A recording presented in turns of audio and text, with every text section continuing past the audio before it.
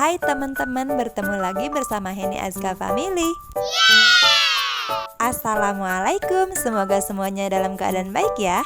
Jadi ceritanya hari ini kami sedang berada di sekitaran Tugu Monumen Nasional teman-teman, atau lebih sering disebut dengan sebutan Monas. Di sini kami akan menceritakan dan sedikit menjelaskan bagaimana caranya agar bisa sampai menuju puncak. Let's go! Metode pembayarannya seperti apa, kartu apa saja yang bisa digunakan, dan berapa biaya yang kita harus keluarkan untuk membayar satu tiket anak dan dewasa agar kita bisa sampai ke puncak.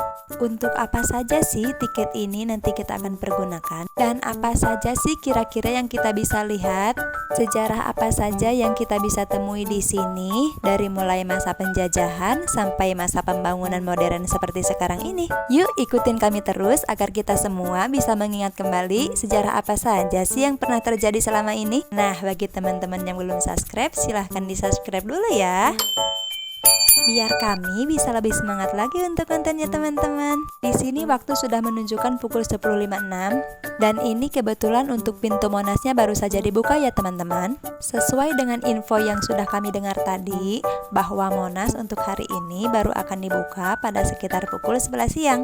Karena kebetulan hari ini bertepatan dengan hari Pilkada seluruh Indonesia.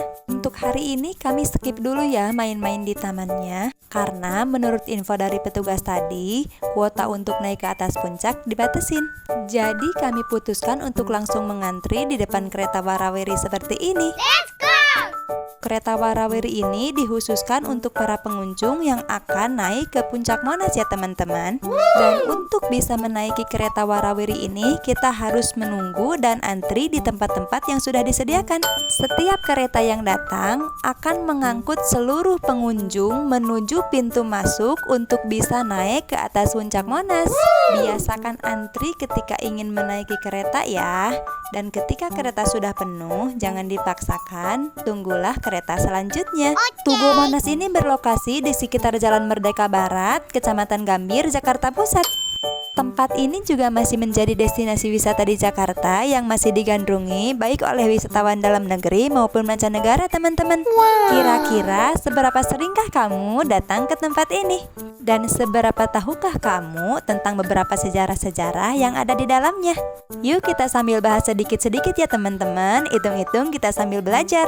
Jadi untuk pembangunan Monumen Nasional ini tidak dilakukan serta-merta hanya sekali saja ya, tapi dilakukan beberapa kali tahapan dalam pembangunannya. Menurut sumber berita yang saya ketahui, pembangunan Monumen Nasional ini untuk pertama kali dilakukan pada tahun 1961 pada masa pemerintahan Insinyur Soekarno loh teman-teman, dan baru diresmikan kemudian dibuka untuk umum pada tanggal 12 Juli 1975 pada masa pemerintahan Insinyur Soeharto. Adapun tinggi daripada monumen ini adalah sekitar 132 meter atau sekitar 433 kaki ya teman-teman. Monumen Nasional ini sengaja dibangun sebagai bentuk penghargaan dan untuk mengenang perjuangan para rakyat Indonesia dalam merebut kemerdekaan dari pemerintah kolonial Belanda. Nah, itu baru sekilas info saja ya mengenai Tugu Monumen Nasional ini. Masih banyak sekali info sejarah yang bisa kita dapetin di dalam nanti ya teman-teman. Jangan skip videonya jika teman-teman memang ingin mengetahuinya. Yuk ikutin kami terus ya. Nah, ini kami memang sudah mau tiba di pintu menuju ruang bawah tanahnya ya teman-teman. Karena untuk menuju puncak Monas, kita memang harus melalui pintu bawah tanah ini. Untuk pembelian tiketnya nanti ada di ruang bawah tanah ya. Yuk kita langsung menuju ruang bawah tanahnya teman-teman. Ini akses jalan menuju ruang bawah tanahnya masih manual ya tangganya, nggak ada akses untuk kursi rodanya. Jadi kalau bawa lansia atau baby itu agak susah ya. Ini untuk antriannya sudah panjang karena hari libur teman-teman. Oh iya, untuk Monas ini buka setiap hari Selasa sampai hari Minggu ya teman-teman, sedangkan hari Seninnya libur. Di sini untuk antrian tiketnya cukup satu orang aja per satu rombongan. Jadi untuk rombongan yang lainnya bisa menunggu di terowongan saja ya. Untuk metode pembayarannya di sini menggunakan kartu ya teman-teman. Ini kartu J-Card-nya seperti ini. Dan bisa juga menggunakan kartu J-Card yang lain yang dikeluarkan oleh Bank DKI. Tenang, bagi teman-teman yang belum punya kartunya bisa beli di sini ya. Untuk harga tiketnya di sini berbeda-beda, ada untuk anak, mahasiswa dan juga dewasa. Di sini kita tinggal pilih saja mau naik sampai puncak atau hanya sampai cawan saja. Kebetulan di sini aku mau naik sampai puncak, jadi aku membayar 24.000 untuk dewasa dan 6.000 untuk anak-anak. Setelah selesai membeli tiketnya, kami langsung menuju terowongannya ya teman-teman. Terowongan ini adalah akses untuk menuju puncak Tugunya ya. Jadi setiap orang yang ingin naik ke puncak pasti melewati terowongan ini. Awalnya katanya terowongan ini sepanjang 45 meter, tapi dirubah menjadi 95 meter. Dan untuk desain interiornya dari warna keperakan sekarang menjadi keemasan. Katanya sih untuk menambah kemegahan Monasnya ya. Nah, kalau untuk tiket ini disimpan dengan baik ya, jangan sampai hilang. Karena selain tiket ini bisa dipergunakan untuk naik ke atas puncaknya, tiket ini juga nantinya bisa dipergunakan kembali ketika kita akan kembali ke parkiran. Karena kereta warawiri itu hanya diperuntukkan untuk para pengunjung yang sudah membeli tiket baik ke cawan ataupun ke puncak. Sebelum kami naik ke area cawan dan puncak, di sini juga kami melihat-lihat dulu di area sekitar pelataran bawah Monas. Nah, di sekitar pelataran ini banyak sekali patung-patung atau relief ya, yang menggambarkan kerajaan-kerajaan atau sejarah-sejarah dari zaman nenek moyang, zaman kerajaan, zaman penjajahan, dan zaman pembangunan-pembangunan modern seperti sekarang ini. Dan setelah kami puas melihat-lihat di pelataran bawah, kami pun di sini bergegas untuk memasuki tempat-tempat yang lain untuk melihat sejarah-sejarah yang lain, teman-teman. Di sini kami mulai memasuki ruangan Museum Sejarah Nasional. Ini tuh tempatnya sangat luas sekali dan hawanya tuh benar-benar adem, dilengkapi dengan toilet dan musolahnya juga ya. Jadi biasanya kalau pada kepanasan dari luar pada larinya tuh ke sini. Di museum ini tuh terdapat 51 diorama ya teman-teman. Yang mana 48 buahnya itu terdapat di sepanjang dinding di sekitar museum ini. Dan untuk yang ketiganya terdapat di bagian tengah. Apa yang dimaksud dengan diorama? Diorama itu adalah jendela peragaan teman-teman. Jadi seperti ini nih, setiap kejadian dan sejarah-sejarah yang pernah terjadi dituangkan dalam jendela seperti ini, dibuat seakan-akan menyerupai pada kejadian waktu itu. Juga dilengkapi dengan naskah dan berbagai keterangan dari diorama-diorama masing-masing, agar semuanya itu bisa ngerti dan memahami, oh bahwa inilah yang terjadi pada tahun itu, inilah yang terjadi pada kejadian itu, dan inilah sejarahnya seperti ini. Begitu teman-teman. Jadi tujuan daripada dibuatnya diorama-diorama ini tuh adalah untuk mengabadikan perjuangan bangsa Indonesia sejak zaman nenek moyang pada masa penjajahan hingga masa Orde Baru. Nah, seperti itulah kira-kira teman-teman sedikit penjelasan mengenai ruang sejarah Museum Nasional yang berada di Tugu Monas. Nah, bagi teman-teman yang masih penasaran dan ingin mengetahui lebih lanjut tentang tempat ini, teman-teman bisa langsung datang ke sini ya. Karena di sini kita bukan saja untuk berwisata, tapi kita juga bisa sambil mempelajari dan mengingat kembali tentang apa saja yang terjadi dalam sejarah-sejarah perjuangan bangsa Indonesia selama ini. Jadi selain kita bisa menambah wawasan dan juga ilmu pengetahuan, kita juga bisa lebih menghargai perjuangan-perjuangan para pahlawan kita zaman dulu ya. Bahwa untuk memperjuangkan kemerdekaan itu tidaklah mudah teman-teman.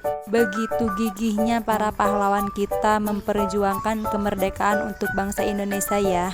Dan sudah sepatutnya kita menghargai semua perjuangan-perjuangan mereka.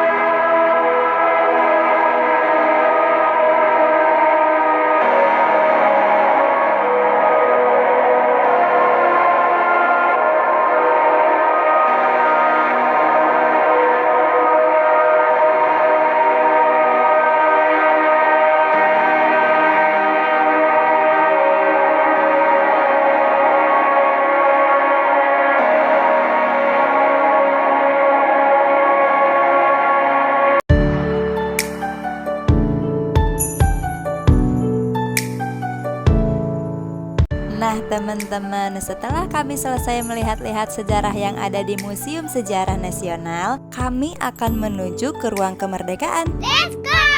Ini adalah bagian lobi dari Ruang Kemerdekaannya ya. Wow! Di sini dipajang beberapa plakat dan desain irisan Tugu Monas yang sudah dilengkapi dengan ukuran dan pembagian areanya teman-teman. Wow! Lain halnya dengan ruang museum yang kita harus turun dulu ke bawah. Kalau Ruang Kemerdekaan kita naik dulu ke atas ya.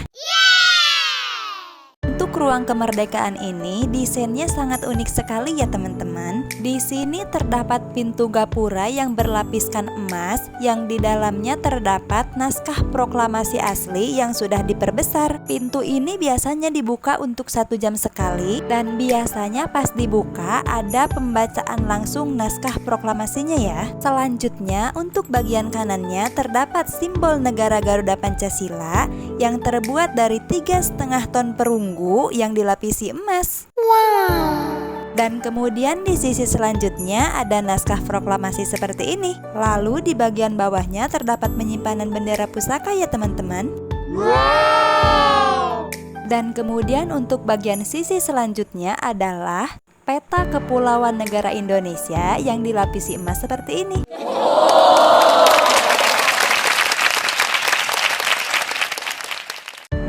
Bagaimana kira-kira teman-teman pendapat kalian semua tentang Museum Sejarah Nasional dan Ruang Kemerdekaan yang sudah aku jelasin tadi? Keren sekali kan? Yes!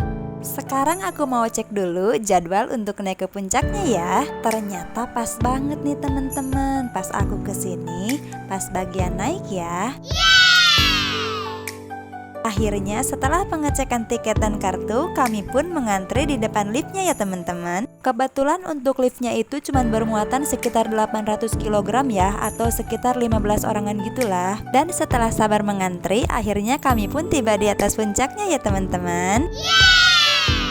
Jadi di atas puncaknya itu tersedia beberapa teropong yang disediakan untuk para pengunjung yang ingin melihat ke bawah dengan jelas. Wow!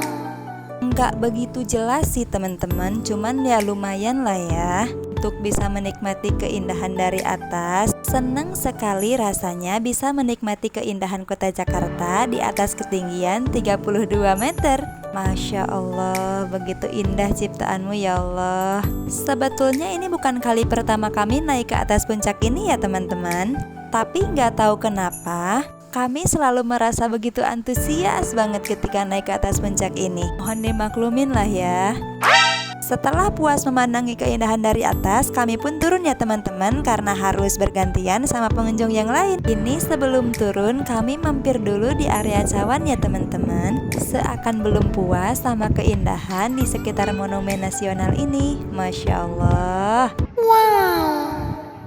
Nah, sekarang tibalah waktunya kami pulang. Jangan lupa disiapkan lagi tiketnya ya, untuk bisa naik lagi kereta warawirinya. Kereta ini hanya diperbolehkan bagi para pengunjung yang telah mengunjungi puncak atau cawan untuk kembali lagi ke parkiran. Lenggang Jakarta. Dipersiapkan ya, tiketnya dipersiapkan.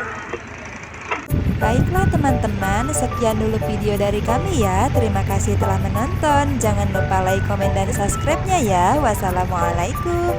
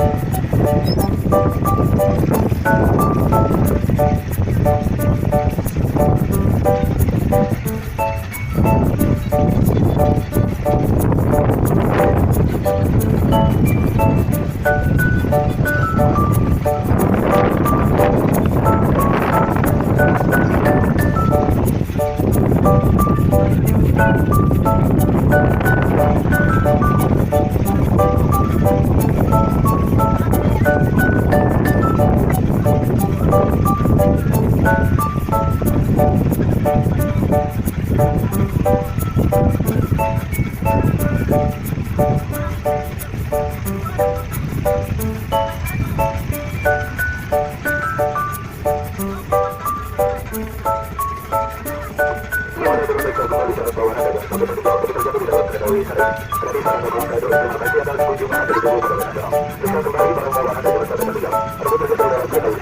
kasih.